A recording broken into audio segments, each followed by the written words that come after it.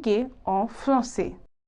Le nom de notre unité, c'est communiquer en français. Communicate in French. French भाषा में संवाद करना. On va commencer avec l'important vocab. We'll start with some important vocabularies. हम vocabulary यानी कि शब्दावली से शुरुआत करेंगे. Let's begin. Ici on a les vocabs pour communiquer. I'm presenting you some vocabulary on communication, like communicative vocabulary.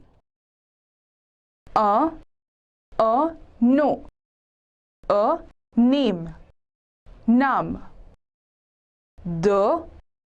An alphabet, an alphabet.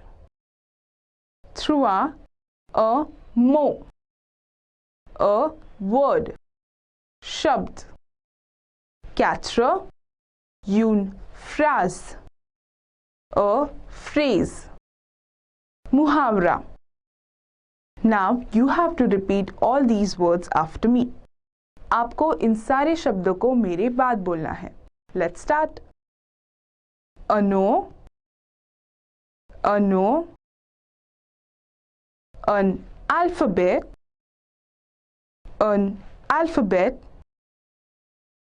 a mot,